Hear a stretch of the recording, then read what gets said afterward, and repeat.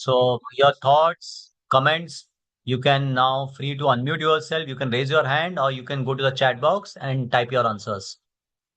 You can have a quick discussion on this before we begin.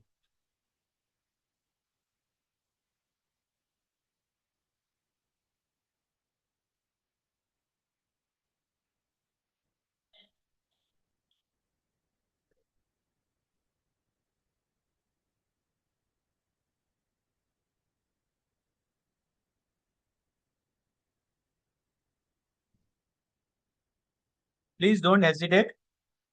So, because it's always better to know what is your objective of joining this group and why you want to understand Bhagavad Gita. Lakshmanath Prabhu, any answers in chat box? Yes, Prabhu, many answers. Okay, let me also open. Okay, I've seen many answers to gain mental peace. Okay, I was stuck in a loop. That loop is keeping repeating. I want to get it. Oh, okay. You want to overcome your overthinking. Okay. How to lead a dharmic life. Good. To know the ultimate knowledge, lead the life in Gita way. Okay. To make our life successful in meaningful way. Okay. To understand the purpose of life. Correct. The advice of Krishna to hold mankind. Very good. To learn how to lead our life peacefully and what is correct, what is wrong. Okay. Manage life in a better way. Good. Thank you everyone for sharing your answers. Anyone want to contribute by unmuting yourself? Yeah, it was a Rahul Prabhu who have raised the hand. Okay, so please unmute yourself and share your answer. Sir, to make the control on my like mind, that is purpose. Sorry, Prabhu, what you said? To have a Sir, control I on said yourself. that. Right. To take Okay, control of my mind, yeah. okay, good. So you want to have a control on the mind. That's why you want to know the principles how Bhagavad Gita can help you. Correct? Absolutely, sir. Okay, Absolutely. thank you. Thank you, Rahul, for sharing. To find, I could see many answers started coming in chat box. To find inner peace, wisdom, to control on my myself angry. Okay, so thank you everyone for sharing the answer. So if you see, mostly all the answers are related to our emotions, our decisions, and have a control on the mind, have a control on our senses, and how we can lead a happy life, satisfying life, content life. So everything boils around the human being only, and Bhagavad Gita is considered as a manual for human being.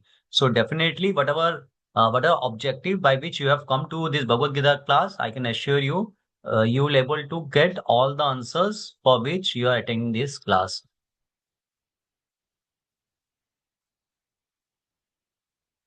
So quick agenda, what we are going to cover in today's session. First, we'll have a quick introduction about Bhagavad Gita. Then we'll complete today's first chapter 1 of Bhagavad Gita. And at last, we'll have a Q&A session. So, quick introduction from our founder Acharya Srila Prabhupada. He writes, Bhagavad Gita is also known as Gitopanishad. It is the essence of all Vedic knowledge and one of the most important Upanishads in Vedic literature. So, if you see in our Vedic literature, there are many scriptures are there in terms of Puranas are there, Upanishads are there, and Vedas are there. So, Prabhupada is saying out of all these scriptures, the most important scripture is Bhagavad Gita. Prabhupada further writes, one will find in the Bhagavad Gita all that is contained in all other scriptures, but the reader will also find things which are not to be found elsewhere. That is a specific standard of Bhagavad Gita. It is a perfect thesis science. So, Prabhupada is clearly saying it is not just a religious book, it is a science because it is directly spoken by the Supreme Personality Godhead, Lord Shri Krishna. So, Bhagavad Gita contains everything which is present in all other scriptures, and that too in a very concise way. And not only that, but also other things which is missing in other scriptures. So, this is a very good deal. So, someone asks you to read all the scriptures and then try to get some benefit from the scriptures. It will take a lot of time and a lot of energy also. So, what Prabhupada is saying, instead of focusing on all of the Vedic literature, better focus on Bhagavad Gita because Bhagavad Gita has presented the knowledge of all Vedic literatures in a very concise form, in a very summarized form. Because Bhagavad Gita had just 700 shlokas, and in 700 shlokas will solve all the problems of life. So that's why Bhagavad Gita is so important in our Vedic literature.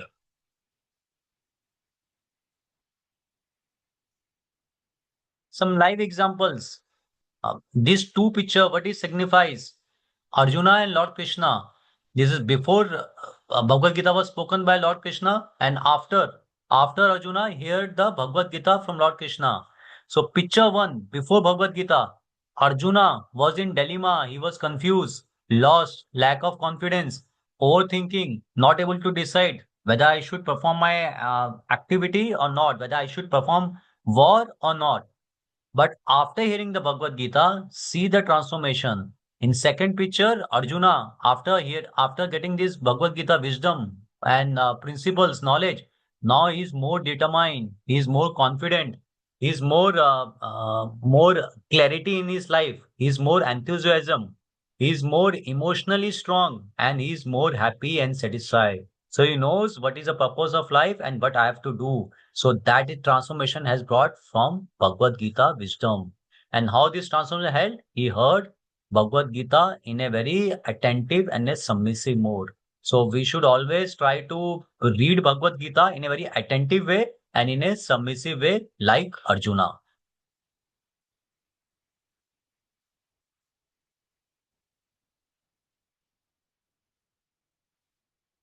So when we talk about Bhagavad Gita, so in our course we will be covering or discussing on Bhagavad Gita as it is edition, which is printed by ISKCON and which is written by ISKCON founder Acharya Srila Prabhupada. And it is considered Bhagavad Gita as it is considered one of the most printed and the distributor and the Gita editions across the world. Because Bhagavad Gita as it is available in more than 80 languages. If you go to any continent, any part of the country, you will find Bhagavad Gita in their own language. If you go to Africa also, if you go to Urdu, and Arabic countries also, you'll find Bhagavad Gita in Urdu also, in African language also. So now Bhagavad Gita is available in almost all the languages across the continent. You can easily get Bhagavad Gita as it is. This shows the popularity of Bhagavad Gita as it is, which is written by Srila Prabhupada. So Prabhupada says, why my book is so special, Bhagavad Gita as it is, compared to all other editions? Because of these 5 reasons. What is the first reason? Original message to present the will of Lord Krishna.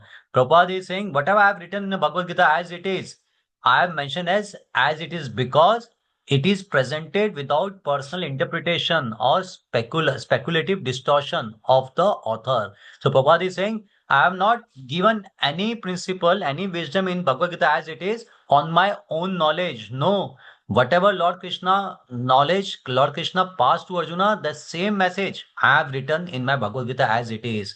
Otherwise, if you see many prior translators and commenters, they have added or they have diluted the core spiritual meaning of Bhagavad Gita. That's why their addition still nowhere in the place. But without Bhagavad Gita as it is, still it is very popular book. Why? Because Prabhupada has given the knowledge without his own personal interpretation or speculative distortion. Second reason why Bhagavad Gita as it is so special. Prabhupada says based on disciplic succession, parampara system. So disciplic succession is considered one of the hallmark of ISKCON for Bhagavad Gita as it is because Prabhupada translated the Bhagavad Gita in accordance with the disciplic succession, parampara system. So when you talk about disciplic succession, parampara system, what it means? Disciplic succession means known as Guru Parampara system in Sanskrit. It refers to spiritual lineage in which knowledge and teachings are passed down from Guru, from teacher to disciple over generation. So Bhagavad Gita was, if you see this picture, Bhagavad Gita was on top, Lord Krishna is there. So Bhagavad Gita was first spoken by Lord Krishna. Then it was the same message was passed to Lord Brahmaji, then Narad Muniji, and similarly to all the great acharyas. And in that lineage, finally it comes to ISKCON founder Acharya Srila Prabhupada. And Prabhupada covered that same knowledge which is coming from Lord Krishna in Bhagavad Gita as it is in his book. And the same message, same book he is transferring to all of us. So in disciplic succession, the knowledge and the teachings and the wisdom are passed down from guru to teacher, guru to disciple over generation as it is, without any interpretation, without his own assumptions, on his own commentaries. No, whatever Lord Krishna want to say, the same has been captured in Bhagavad Gita and presented as it is. So this spiritual knowledge is passed down in an uninterrupted chain from guru to disciples without any alteration or personal interpretation. Otherwise, you will find in all other editions of Bhagavad Gita, the author tried to give his own interpretation. But Bhagavad Gita as it is, Prabhupada is claiming 100%. I have not given any of my commentary. I have just presenting what I have received from my guru, and my guru what I received from his guru, and family from the lineage from Lord Krishna. So the same message we are presenting Bhagavad Gita as it is without any interpretation. Third key differentiator of Bhagavad Gita as it is devotional emphasis. So Bhagavad Gita is focuses mainly on the devotion side, bhakti side, because that is the key message of Bhagavad Gita. Fourth, commentary based by Sanskrit word to word translation. So if you have gone through Bhagavad Gita as it is, you will find for each verse, Prabhupada has given word to word meaning. Then he has given translation. Then he has given his own purport also. So in very detailed and a very concise or clear way, everything has been presented so that to not to have any ambiguity in terms of reading Bhagavad Gita as it is. Fifth, about the life-changing global impact. He, why after Bhagavad Gita as it is, so many people have changed, or so many people has been changed, not only in India, across the world. Why? Because he brought the truth without his own interpretation and any compromise. Hence, so many people who read the Bhagavad Gita as it is and who practice the principle of Bhagavad Gita as it is, their life has been transformed in a very positive way. So the only the only prerequisite would be only reading is not sufficient. You have to apply that principles in your life. Then your life would be transformed in a very positive way. So these are the major 5 points which differentiate Bhagavad Gita as it is of Srila Prabhupada to all other editions. And Bhagavad Gita as it is the most popular editions across the world for last so many years because of these key reasons. Quick introduction of Bhagavad Gita. So when we talk about Bhagavad Gita, so Bhagavad Gita was spoken of more than 5,000 years back. And when you talk about Bhagavad Gita, it consists of two words, Bhagavad and Gita. So Bhagavad means Bhagwan and Gita means song. So it means song of the Lord. So initially Bhagavad Gita, when Lord Krishna spoke Bhagavad Gita Arjuna, it was spoken in a very poetry form. Later it was captured and covered in the book. So Bhagavad Gita meaning is Song of the Lord. So total Bhagavad Gita, how many chapters it has? It has 18 chapters. In 18 chapter, how many verses are there? Total only 700 verses. So just imagine the knowledge of all Vedic literatures just in 18 chapters. And out of 18 chapter, only 700 verses. So in 700 verses, you could able to find all the solutions of your life. How you can make your life happy, what you should do, what is purpose, what is God, what is my relation with God, what I should do in life, how I should have a control on the mind, senses, everything, all solution has been addressed just in 700 verses. Why we could able to get all the answer in 700 verses? Because it is directly given by the Supreme Personality Godhead Lord Krishna. And Bhagavad Gita is a discussion between Lord Krishna and Arjuna. So it was spoken by Lord Krishna to Arjuna on the battlefield of Kurukshetra. Before the beginning of the war, Lord Krishna passed this Bhagavad Gita knowledge to Arjuna. So just before the start of the great war described in the Mahabharata, it was a single conversation that lasted approx 45 minutes to 1 hour before the war began. So this knowledge of Bhagavad Gita was given to Arjuna in the battlefield of Kurukshetra, and the total duration of Bhagavad Gita when it was spoken to Arjuna was 45 to 1 hour before the war began.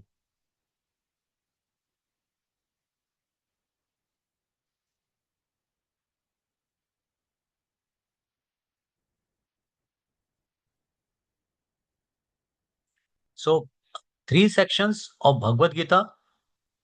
So Bhagavad Gita is completely divided in three sections. So first section is for the first 6 chapters. middle one is the second chapter, second section, and the last six chapters are the third session. So first six chapters, lower covering. So Bhagavad Gita, if you have to compare, you have to understand Bhagavad Gita importance. You have to, if you compare with a jewelry box, so uh, the top of the jewelry box is considered as the first six chapters of Bhagavad Gita, and the lower part or the bottom part of the jewelry box is considered the last six chapters of Bhagavad Gita. And the most important part of Bhagavad Gita is covered, like all the important jewels are always covered in the jewelry box. That is the middle part. So the main jewels of Bhagavad Gita is covered in the second section, in the middle section, or the chapters 7 to 12 is the considered as the most important chapters of Bhagavad Gita. So most important valuable shining jewels of Bhagavad Gita is stored in chapter 7 to 12. So middle six chapters are the most shining gels inside the box.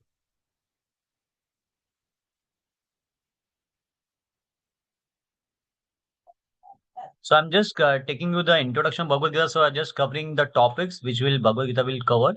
So there are three sections of Bhagavad Gita. So Bhagavad Gita is divided in completely three sections. The first section, the chapter 1 to 6, is known as Karma Yoga. So when you talk about karma, means your action, any activity which you do, your duty. So when you talk about Karma Yoga, means how one should act in this world without being attached to the results. So Karma Yoga means Bhagavad Gita first initially six chapters will give you the knowledge, will teach you how you should act in your day-to-day life without being attached to the results. Example, let's say you are a student or you're working professional. So Karma Yoga tells you like you should perform your duty sincerely. You should give your best, but you have to leave the result to Lord. So it means everything is not in your control in life, because there are many philosophers, they say you can achieve anything by the hard work. But Bhagavad Gita doesn't say this. Bhagavad Gita focuses, they said, in Karma Yoga, you can do your best, but destiny also plays a role. Lord grace, mercy also plays a role. So you just do your best and do your best endeavor, but you have to leave the result to the Lord so that you are not agitated, you are not disturbed by whatever result you get in your life. Otherwise, most of the people think my hard work and the results both are in my control. That's why they're always frustrated when results are not in line with their expectations. So Bhagavad Gita teaches you the only thing which you have in your control is the hard work and your efforts. Rest result is not in your control 100% in every situation. Second section. So this is about the first session. Second section about the Bhakti Yoga. So we talk about the jewel of Bhagavad Gita is stored in middle chapters 7 to 12. So that is considered, that section is known as Bhakti Yoga. So when you talk about Bhakti means Bhakti again, Bhakti for whom? So it means devotion. Bhakti means devotion. Devotion to whom? Devotion to God, Supreme Lord. So Bhakti in general sense also it means love. Just like in our material life also, in our day-to-day life, we always love our family. We'll always love our parents, children, or friends. So in Bhakti Yoga, it teaches you how you can direct that love towards Lord. And when you talk about Lord, is Lord Krishna. So how we can connect to Lord, how we can express our love towards Lord by chanting His name, by hearing about Bhagavad Gita, and desiring to serve Him, not as a not out of fear or duty, but out of affection. Because in our material relationship also, we always want to love our parents, our children. Is it because of out of fear? No, because out of affection. So Bhagavad Gita tells you how you can love God and how you can serve Him, not because of any desires which you want to achieve from the Lord. No, out of fear. No, out of official duty. No, just because of affection, like we have in material relationship with our family. The third section of Bhagavad Gita is about the Gyan Yoga. So first section is about Karma Yoga, first to sixth chapter. Middle chapters, that the jewel of Bhagavad Gita, 7 to 12 is the Bhakti Yoga. Last seven chapter, six chapters from 13 to 18 about the Gyan Yoga. So Gyan, everyone knows about the knowledge, correct? And yoga means the knowledge about yourself and how you can get liberation from this material world, how you can get moksha from this material world. Because if you read any book, any material book, nobody talks about liberation. They always tell you how you can improve the facilities of material life. But Bhagavad Gita gives a clear path, like which knowledge you should acquire, and by acquiring that knowledge, how you can liberate yourself in this material world. And so Bhagavad Gita major knowledge is not that the material platform, it is the transcendental knowledge. So, and Bhagavad Gita tells you about the difference between the body and the soul. And it not just tell about the body, material body, it give the information about the soul, and it tells you the body, what is the difference between body and soul. It one is temporary, one is internal, one is permanent. And also it gives a life deeper questions which we all have. Like, what is my real identity, and why everything is not in my control in this material world, why I'm suffering even though I give 100% of my efforts. Many times I get failed. Why is happening? Why I don't have control on my anger? Why I don't have control on my other parameter, my lust, greed, or why we have. Because a live example, we see people are so much educated, like IAS officers, studied from the Harvard School, then also they get into in so many corruption cases. So means they don't have control on their greed. So how or what path I should follow? Like I can achieve the best of both worlds, material world and spiritual world, so that I have a better control on my body, not about the physical body, my internal strength in terms of lust, anger, greed, jealousy, all those things. How this material world in which we are staying, who has created this, how is working so orderly, so perfectly, who is God?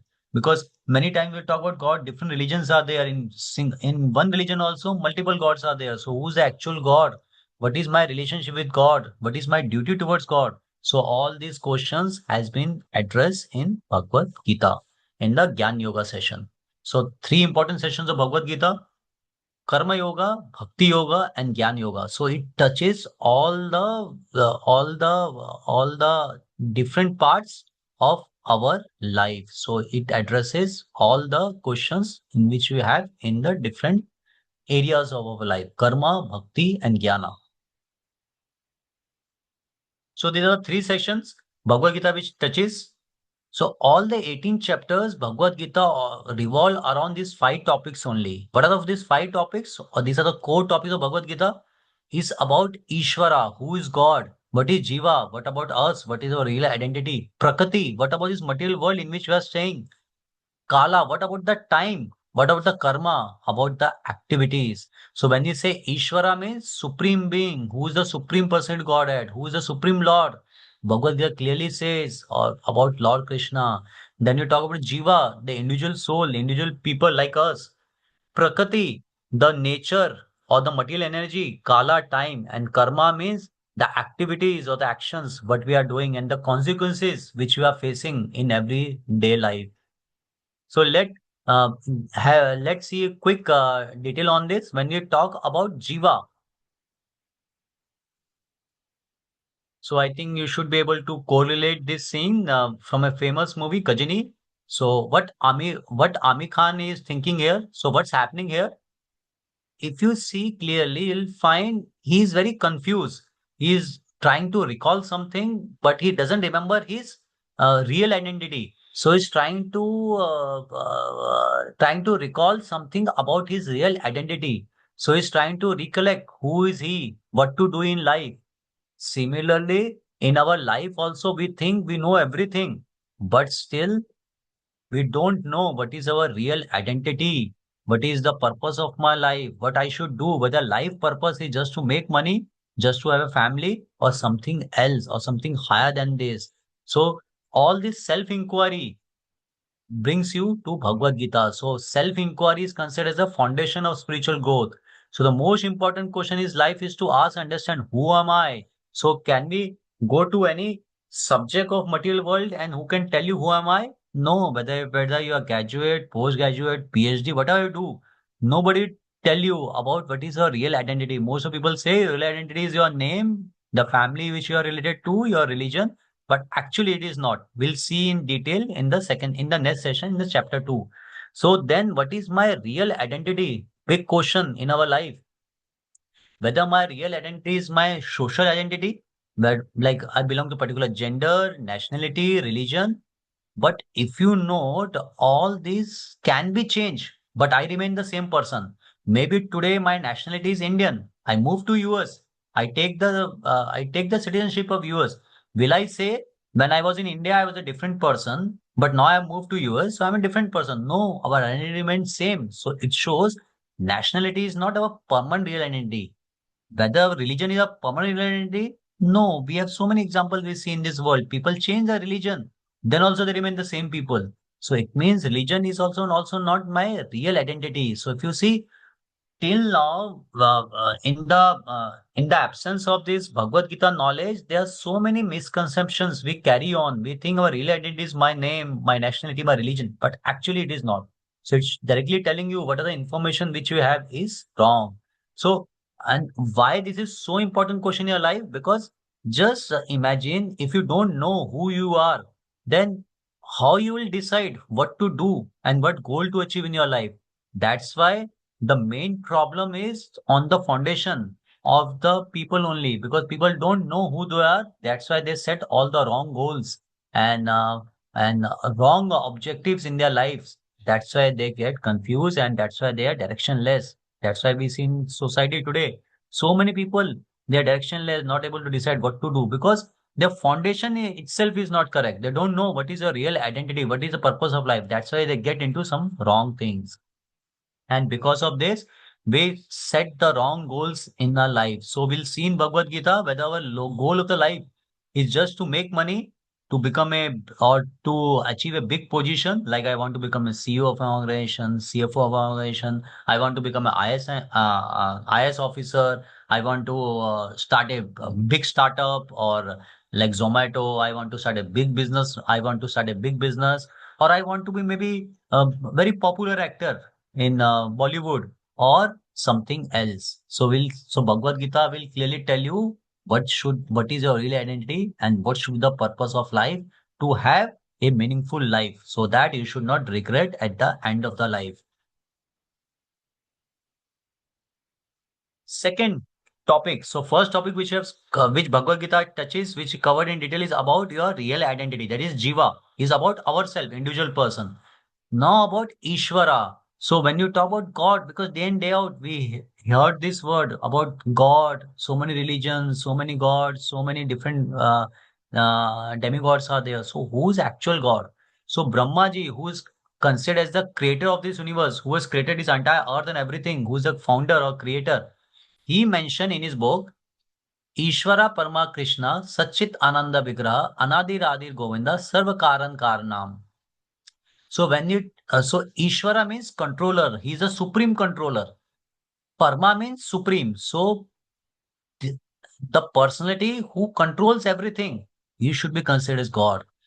And then he says Krishna. So who is the supreme controller of the entire universe? He is saying Krishna. And who is saying this? Who has created this world? Then he's saying Sachit Ananda Vigraha, Anadir Adir. So Anadir means he has no beginning, and Adir means beginning of everything. So if you try to understand this definition a lot through some logic also, from science also, so you should ask this question: whatever you see in this material world, it has some beginning, correct? So nobody can say, I can see this fruit, but it has no beginning because it has come from some other fruit. So similarly, who's the person, who's the beginning of everything, from whom everything has come, and who's controlling everything? So in other terms, who's the creator of everything, who's the controller of everything? So that is Lord Krishna. Brahmaji says who's the creator of the universe. So it is mentioned Krishna is the supreme personality Godhead. No one is equal to him. He's Bhagwan, known as Govinda. He's the supreme cause of the call says. Because if you see science also, science goes to some level and say this is the cause of that thing, this is the cause of that object. But if you ask them, what is the cause of everything? From where everything has come? Even they are clueless. They are not able to answer. So to get the correct answer, you have to shift towards spirituality. You have to shift towards Bhagavad Gita. Bhagavad Gita clearly call out who is the beginner of everything. and who's the controller of everything. So everything has a beginning. Then this question may come कि if everything has a beginning, then why Lord doesn't have a beginning? Correct? Because till now our assumption is everything has a beginning, so Lord should have also has a beginning. But then definition Lord itself is like he is a beginner of everything. He because Lord existed outside the time domain. It means everything is for related to God, everything is permanent, eternal. God never takes birth, he never dies. Example, sun. We all see the sun. Can we say sun has a beginning and end? No, sun was present in past also, today also, in future also. Similarly, Krishna was present earlier also, today also, and future also. So that is the eternal nature or the transcendental nature of Supreme Lord. He exists eternally, not like us. We have this material body. So we are in time bound. We have taken birth in a specific time, will die in a specific time. So we cannot say we'll exist permanently. But when you talk about Lord, when you talk about Supreme Lord, anything related to Lord, is always eternal, always permanent. Why? Because Lord doesn't exist in this time domain, and that is the difference between us, people like us, and Supreme Lord. So Brahmaji says, considering all these definitions and all these various things, Krishna is the supreme personality of Godhead. So two second topic which Bhagavad Gita touches is about the Ishvara, who is Supreme Lord.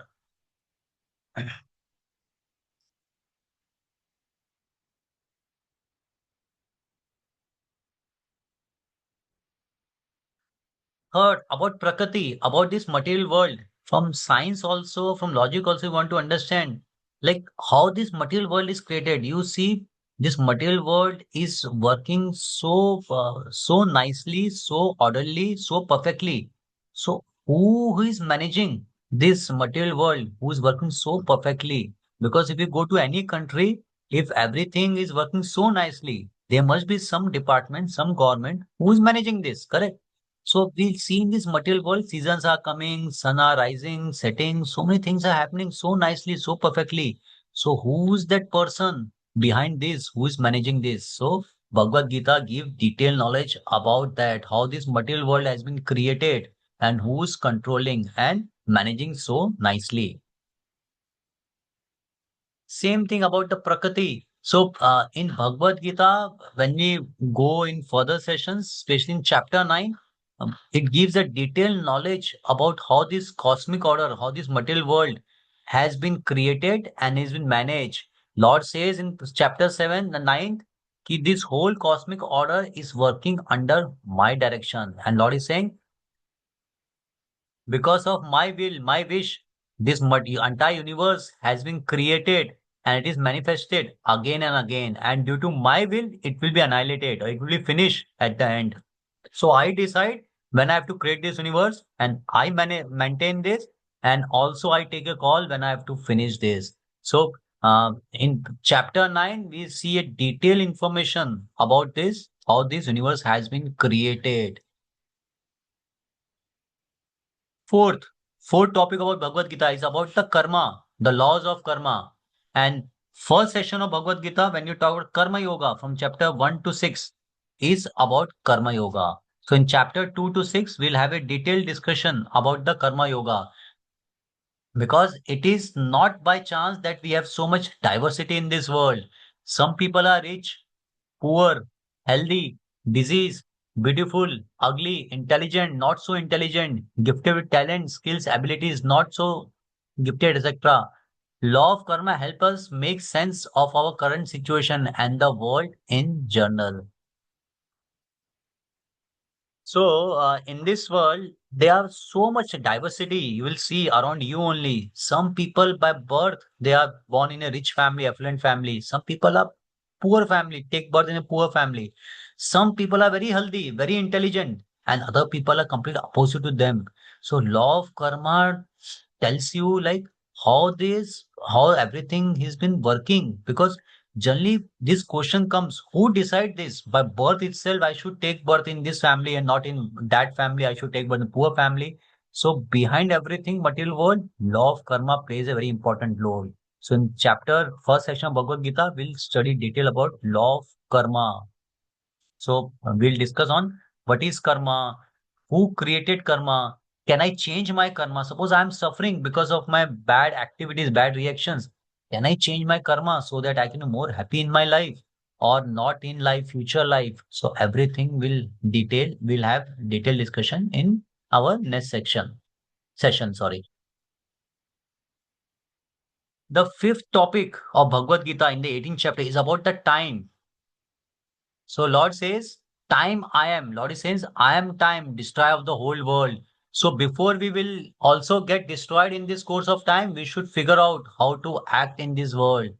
We see everything in this life is temporary, born, sustained, and then destroyed.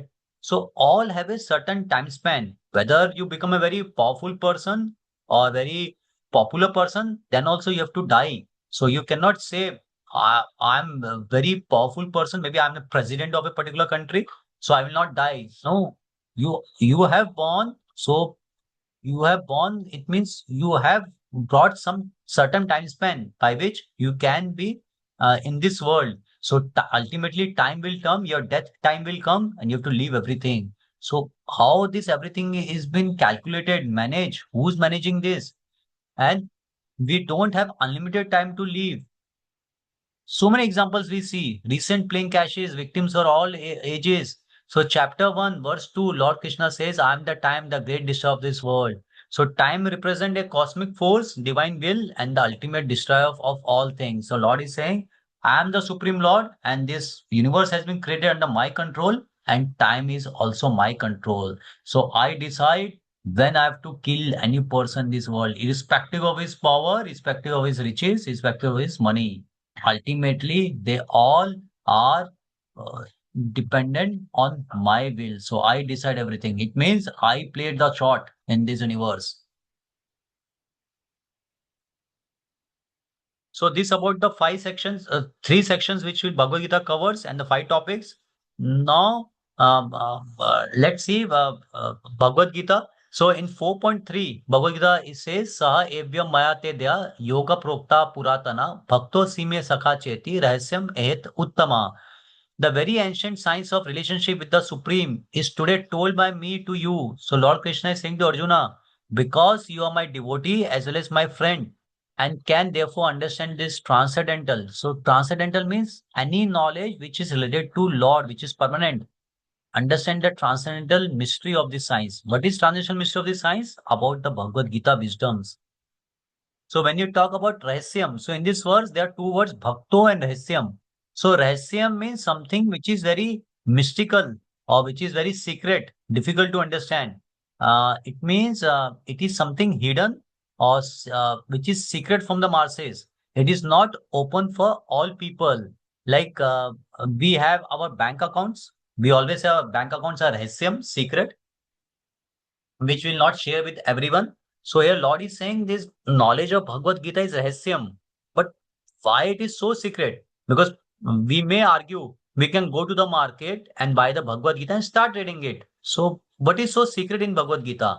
No, Lord is saying this rahasyam, it means the wisdom, the principles which I have given in Bhagavad Gita is about your real identity, about Lord, what is relationship with the Lord. So these all things are very secret, very difficult to understand. And Lord is saying this all about the science. These are not about the religion. And when you talk about science, it tells you who you are, who is God, what is my relationship with Lord. So Bhagavad Gita is a science. When you talk about science, in science we have a theory and we have a practical also. So whatever you read in the theory, that you can practice in practical. So that proves they are always in align. So Bhagavad Gita is science, the wisdom principle which is mentioned in the Bhagavad Gita. If you start practicing is you will certainly experience the benefits. So Bhagavad Gita is one is knowledge and second is applications. So that is known as science. So whatever principles is given in this, given in Bhagavad Gita, you can start applying your life and you will experience the benefit. So Lord is saying in this verse, Bhagavad Gita is a secret, but now who can unfold this secret? Lord is saying, if you are my devotee, then only you will able to understand Bhagavad Gita in a right way, in a correct perspective way. Otherwise, it remains in mystery. That's why we see so many people, they have read Bhagavad Gita, but still they are not able to get to the proper conclusion. Because to read or to understand Bhagavad Gita, you have to surrender to Lord in a very submissive way, like in a devotional way. And Lord is saying, Arjuna, I'm revealing this knowledge to you. Why?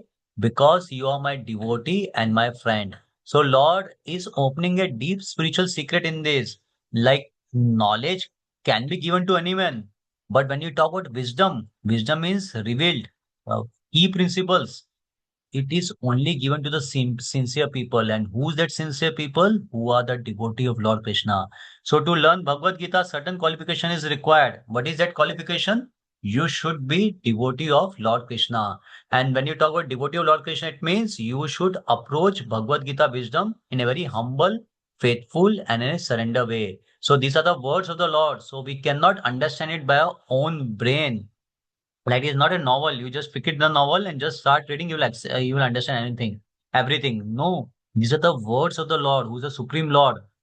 So to understand these words of the Lord, you have to understand from a person who know about God, who is practicing the words of the Lord, which is in Bhagavad Gita, or who has some relationship with the Lord. So Lord is setting the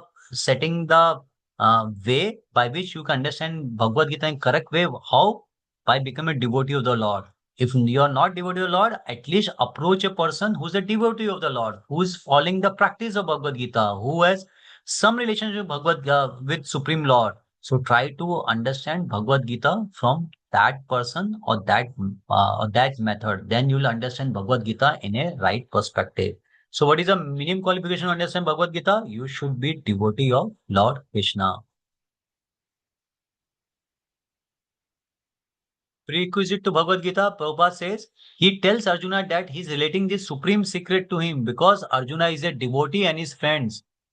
The purport of is that is Bhagavad Gita is specially meant for the devotee of the Lord.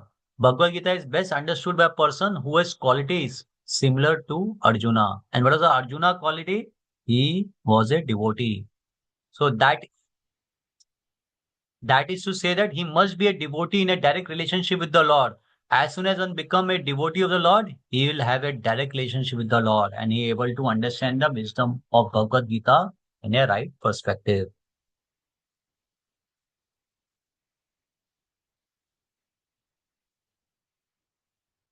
Srila Prabhupada writes introduction of Bhagavad Gita like you should approach Bhagavad Gita in a very submissive way. And when you talk about submissive, it means one should have full faith on the words of the Lord and the knowledge given in Bhagavad Gita.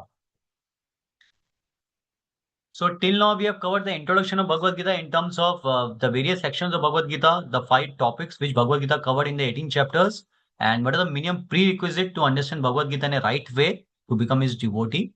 Now we'll start the chapter 1 of Bhagavad Gita. So 1.1 verse of chapter 1. Dhritarashtra uvacha dharmashetre kurukshetre samvetayutsava mamaka pandavascheva kim kurvata Sanjaya. Dhritarashtra said, O Sanjaya, after my sons and the sons of Pandu assembled in the place of pilgrimage of Kurukshetra, desiring to fight, ready to fight, what did they do? So, as the Kurukshetra war was set to begin, Dhritarashtra inquired this from his minister Sanjaya because Dhritarashtra was blind, so he could not participate in the war. So he's checking with his minister. He is Minister Sanjaya, and his minister Sanjaya, by the blessing of the spiritual master, he got some divine eyes by which, while sitting in his place, he could able to see what all is happening in the Kurukshetra war. So Sanjaya, the minister of Dhritarashtra, his true role was that he was a commentator of the Bhagavad Gita, just seeing what is happening in the battlefield and passing the same to Dhritarashtra.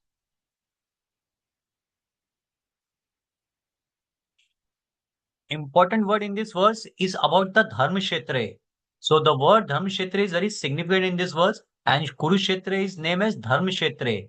When you talk about Dharmashetra, Dharma, what is mean? Dharma means what? Uh, Dharma means our responsibilities, our duty, what action we should do, means what action we should do in our life. Many times we think whatever activity we are doing is dharmic activities or righteous activities. But when you refer Bhagavad Gita, you will come to know, oh, I was in misconception. Whatever duty I was doing actually is not righteous duty. I have to do something else. So Dharma tells you what activities or what profession actually you should do in your life. And not only your duty, about other things also, like what rules and regulations you should follow, and what duties you should avoid, you should skip. Like we see government always decide what is law and what is not law. Similarly, the supreme authority, Lord Shri Krishna, he decides what is dharma or not. So just based on our own material knowledge, maybe because I'm PhD, so I can decide from my past knowledge what is the correct duty or not.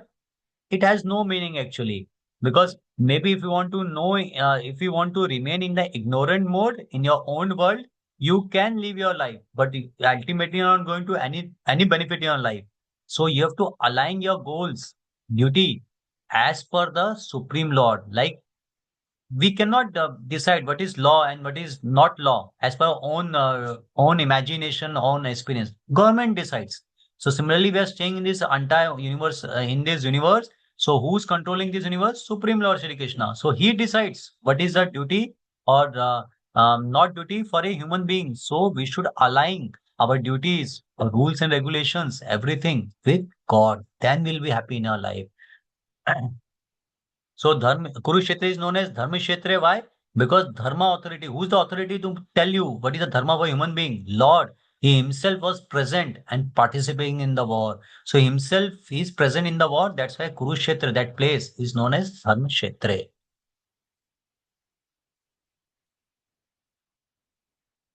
In verses 1.3 to 6, then Duryodhana gave the detailed list of their powerful allies of Pandava's army, opposite army. He said, in Pandava's army, there are so many powerful warriors are there, like son of Drupad, Drishtadyumna, Bhim is there, Arjuna is there, son of Subhadra is there, Abhimanyu and Draupadi. So Duryodhana covered this in verses 1.3 to 6. Then in first chapter, verses 7 to 11, after glorifying all the great warriors of Pandava army, Duryodhana start detailing the list of his own powerful people in his army. He said, in my army, Bhishma Dev is there, Karan is there, Kripachar is there, Ashwadhama is there.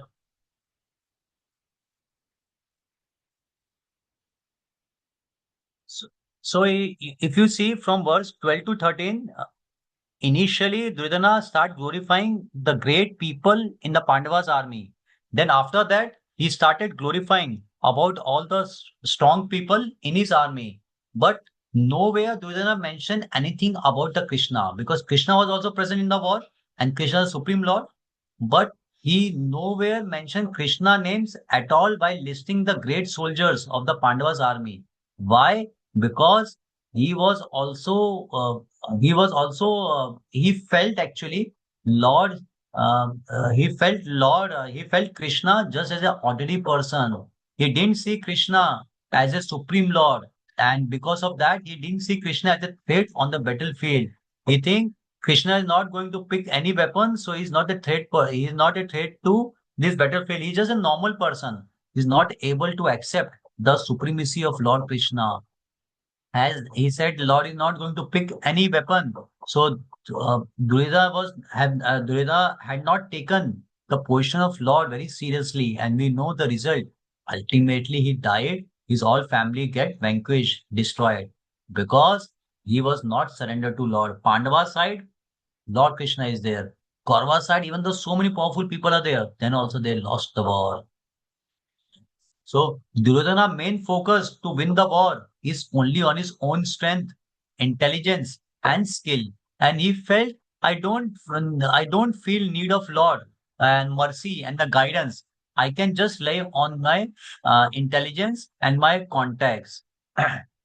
So what we can learn from this, any person who think he can win all the battles in his life just relying on his own strengths, his connect, his intelligence, his money, is definitely today or tomorrow is going to realize this.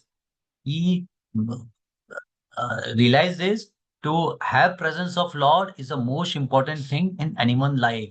Because when God is present in your life, God takes the charge of your life. God give you direction. God give you all the His support so that you can win all the battles in your life, and you have inner satisfaction. So you can be inner happy also. We have seen Duryodhan, so many strong army he has. Then also he's left. Why? Because he doesn't have Lord in his life. Especially if you see army wise also, Duryodhana army was very superior in strength, warriors and resources, and still they lost the war. So in earlier time, the army strength was considered based on the Akshani Sena. So if you see this table, uh, Duryodhan has almost 11 Akshini Sena, and Pandavas have just 7 Akshini Senas. And when you talk about Akshini Sena, it means a way to organize a large army in a specific ratio of chariots, elephants. So when you talk about one Akshini Sena, it means it consists of how many chariots? 21,870 chariots. How many elephants? 21,870 elephants in one Akshini Sena. How many horses? 65,000 approx. How many soldiers? 1 lakh. So just imagine Duryodhana has 11 Akshini Sena, means 21 divided by 11. Elephants 21 divided by 11. So approx he has more than 2 lakh chariots, 2 lakh elephants. He has more than 7 lakh horses and 12 lakh soldiers. On the other side, Pandava has just 7 Akshini Senas. Only chariots, elephants, approx 1.5 lakhs. So horses around 5 lakhs, soldiers 8.5 lakhs. So strength wise, Duryodhana was far superior position than Pandavas. Then also he lost because he doesn't have Lord in his life, and Lord was not in support of his army. And Pandavas, what is a big thing they have? Krishna is there in the army. So Krishna guided them, and because of Krishna, they could able to win all the battles, could able to win the Kurukshetra war. Similarly, what life lessons we can learn from this? In our daily life also, we should not just rely on our own intelligence. We should not think I'm very educated, I come from a very affluent family, so I can solve all the problems of the life through my power, money, contact. So beside our outer, this all strengths are good, but beside our outer strength, we must include Lord or divine in our life, like Pandavas did. Only then life becomes very balanced, meaningful, and victorious. That's why I see many people, they have everything, but still they are not satisfied. Still they feel I'm not happy because they completely they have not invited Lord in their life. When Lord is there in your life, then the life becomes actually complete and meaningful. Second, ego blocks divine help. Duryodhan, ego and pride made him think that he doesn't need Lord in his life.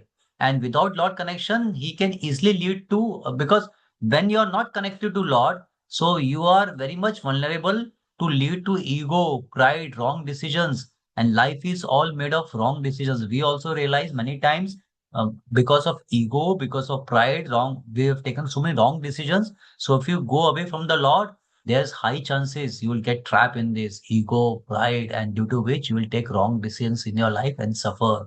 Because when we are full of this ego, pride, and wrong decisions, we cannot see the value of Lord and the spiritual guidance. We think we know everything. I don't need anything, and because of that, we do a lot of mistakes in life and repent. Divine support is greater than material power. So in Arjuna and Pandavas, they are very smaller army compared to Duryodhana. But Krishna is there on his side, and ultimately they won. They won this great battle. So when we stand for truth, when you stand for something correct, and seek God's help also, Lord Krishna help, even with limited resources, we can win any battle or we can become more powerful. So in our day-to-day life also, we should rely on our material knowledge, we should rely on our other resources, but we should not ignore the guidance or the support of Lords in our life. So we should always invite Lord in our life and we should be happy. Last, choose Lord over numbers.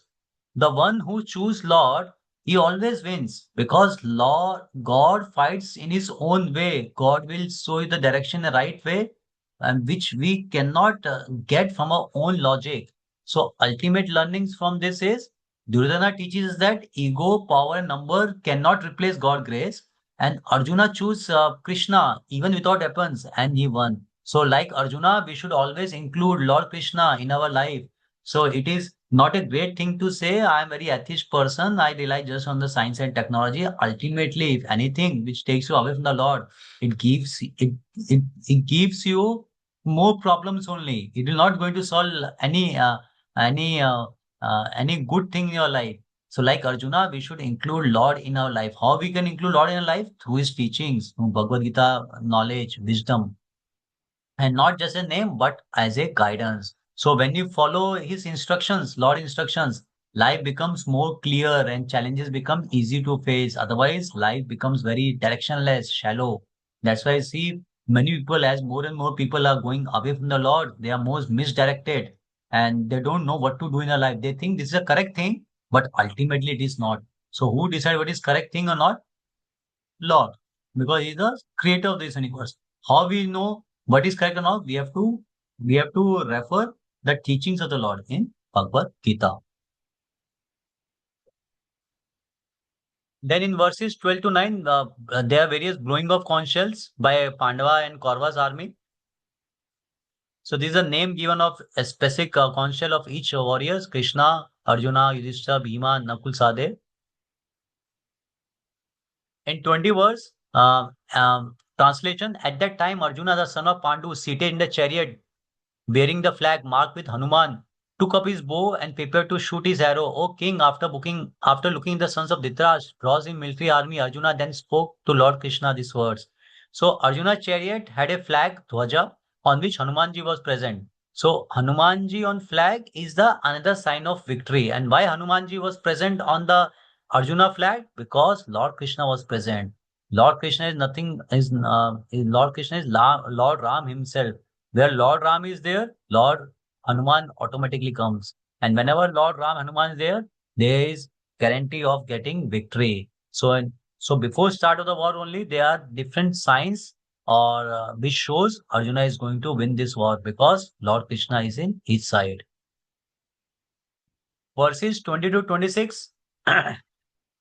Arjuna said, Arjuna requests to Lord Krishna, please take my chariot between both armies because he want to see all those who have come to participate in this war. So Arjuna saw all his beloved elders and relatives who have come to fight with them. And after seeing that, Arjuna get into illusion. And why Arjuna get into illusion? So that Lord Krishna can speak Bhagavad Gita. Prabhupada writes, before start of the war, Arjuna get into illusion and confusion. Why? Build of Arjuna took place by the will of the Lord. Lord himself wants that Arjuna should go in the confusion so that Bhagavad Gita could be spoken for the welfare of the entire world. Not only for Arjuna, but all the generations after that, they can get the learnings, they can help, they can get the support from Bhagavad Gita.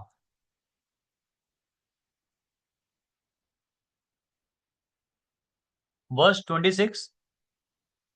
There Arjuna could see with the midst of the army of both parties, his father, grandfather, teachers, maternal uncles, brothers, sons, grandsons, friends, and also his father-in-law and well-wishers. So after seeing all his family members, like his grandfather Bhishma Dev, teacher Dronacharya, Kripacharya, uncle Shakuni, brother Duryodhan, son of Arjuna got confused after seeing all his family members. So he not able to decide whether I should fight and kill my family members. After getting into emotional collapse, he gave various reasons. He presented various reasons for not to fight to Lord Krishna. What is the first reason he gave? Compassion for the family and friends.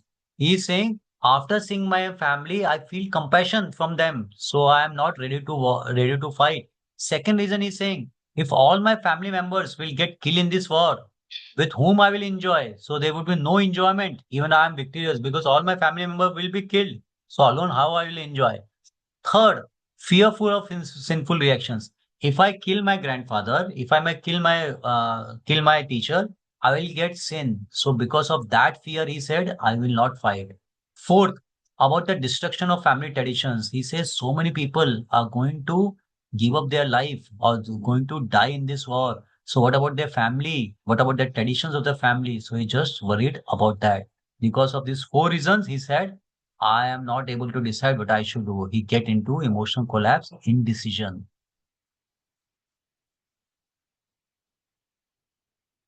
27 verse. When the son of Kunti, Arjuna saw all these three different grades of friends and relatives, he became overwhelmed with compassion and spoke thus. So first reason what Arjuna gave is because of compassion, I don't want to fight.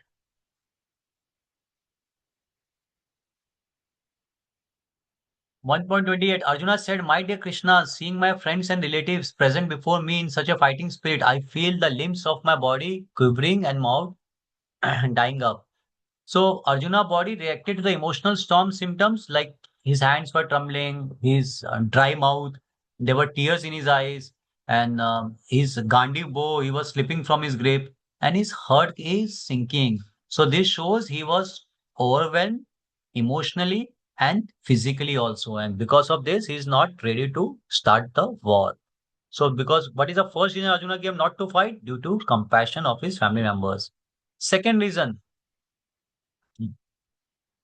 Arjuna says in the verse 32 to 35, no pleasure without relatives. I do not see how many good can come from killing my own kinsman in this battle, nor can I, my dear Krishna, desire any subsequent victory, kingdom, or happiness.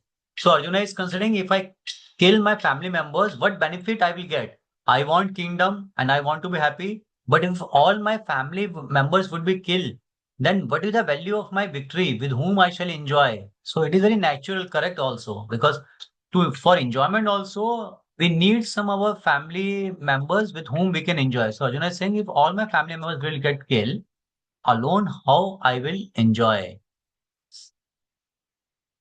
Third reason which Arjuna is giving in verse 36, sin will overcome us if we slay some aggressors. Therefore, it is not proper for us to kill the sons of Dhritarashtra and our friends. What should we gain, O Krishna, husband of the goddess of fortune?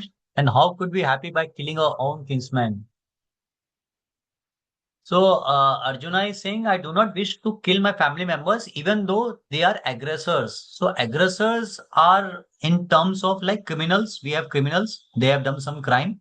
So Arjuna is saying, even though my family members are criminals, they have done something unlawful, but still I don't want to kill them.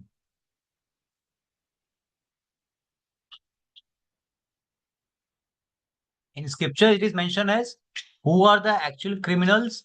A person who give poison to other person, he is considered as a criminal as per the scriptures. One who sets fire to the house, one who sets fire to other people's house just for his benefit, he is considered as a criminal. Who attacks with deadly weapon, who attacks other person to kill him, that is considered criminal. Who plunder riches, who cheat others, he is considered as aggressor or criminal. Who occupies other land and who kidnaps wife.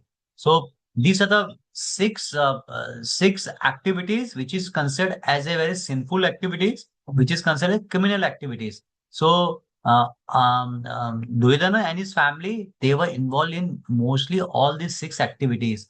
So Arjuna, even though they knowing that Duryodhana is criminal, still he is saying, I don't want to kill this criminal because he's my family member.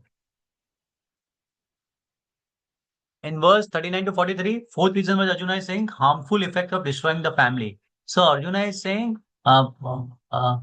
in this war, so many soldiers, so many great warriors will die. Because of that, there will be destruction of dynasty.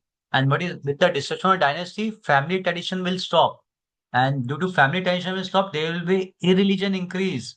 And women will become more polluted. And there would be unwanted progeny by mix of castes. So Arjuna is saying with family destructions, family traditions will perish and irreligion will increase. So irreligion will increase. It means society will become more immoral and confused. We see very common in today's time, people becoming more immoral and confused. Correct?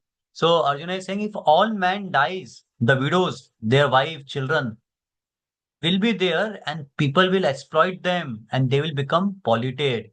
And because the women and people will easily mix with each other, they become polluted. There are high chance that there will be unwanted children in the society. Those who are born in an unstable family. And we know the people who are unwanted, there's high chance that they become a criminal and they disturb the society. So Arjuna was not thinking about his own benefit. He's just thinking about the social consequences of this war. Even though I win this war, I kill so many people, so many soldiers. Their wife will become widow. What about their children? Without the proper shelter and the guidance of their father and the husband, they will become polluted. People will exploit them. And because of exploitation, I see a very dark future for their children, and they'll become a burden to the society, and they will become criminals. Because of this whole reason, Arjuna say, I am not ready to fight. So Arjuna gave multiple reasons in chapter 1 not to fight. First is about the compassion. Second is no enjoyment. Third is sinful reaction. Fourth is destruction of family traditions. And due to this various reason, he said, I am not ready to decide whether I should fight or not to fight. So all of you see, Arjuna is not just thinking about himself. Arjuna is thinking about others also, all the soldiers, even though he's in opposite army. So he's talking about society benefit, dignity of women. Why? Because Arjuna was a devotee. Because he was devotee, he doesn't want to kill anyone or think, or he was thinking good for all. So it is mentioned in scriptures, once you become a devotee of Lord Krishna, automatically you inherit all the good qualities in you, like Arjuna. Because Duryodhan never gave all these statements because he was ready to fight for his personal benefit. And he doesn't hesitate to kill his family members also. But on the other hand, Arjuna was thinking so much, not about just about his benefit, consequences of the war, and implications on the society, implication on the widows, about children, about their future. So why Arjuna is reflecting all those such great qualities? Because he is the devotee of the Lord. He has a complete faith of the Lord. He has the knowledge of Bhagavad Gita. Because of that, he transformed his life. He became a good human being, not just asset for himself, but for others also. And after giving all these four reasons, then first chapter finishes without taking any decision by Arjuna whether I should fight or not fight. So in next session, chapter 2, we'll see after giving all these reasons, whether Arjuna fought the war or he left the war. So we'll see in next session. So quick summary, what we have covered in today's first session. Kurukshetra, first verse we have seen, Kurukshetra is known as Dharmakshetra. Why? Because the uh, the authority of Dharma, Lord Krishna, he himself is participating in the war. That's why Kurukshetra is known as Dharmakshetra. Duryodhan then gave a detailed list of the powerful allies of Pandava army. Then he gave his detailed list of his own army. And he completely neglected the most powerful person on the war, because of which because of this Pandava won the war. Who's that person? Lord Krishna. Because Duryodhan thought, this Krishna is just a normal human being. I don't need Lord in my life. I can just rely on my strength. And ultimately, he lost the war. Then we have seen blowing of conch shells. Before start of the war, there is a blowing of conch shell by all the great warriors. And ultimately, the chapter 1 finishes with Arjuna presenting multiple reasons of not fighting. What are the four reasons Arjuna gave? Compassion, sin, enjoyment, and family traditions. So this about the topics or the chapter 1 of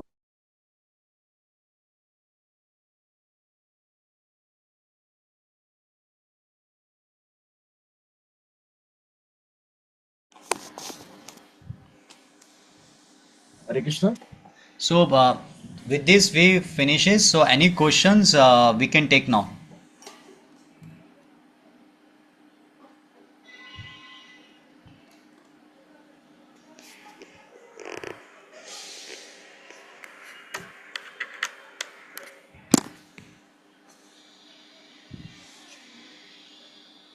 Lakshminath Prabhu? Hare Krishna, Prabhu. Yeah. Lakshminath Prabhu, can you hear me? Yes, Prabhu. Prabhu, we can stop the recording because I'm facing some challenges in my laptop. So I'm just logging to the mobile. So I may take some time. So you can stop the recording now. Okay.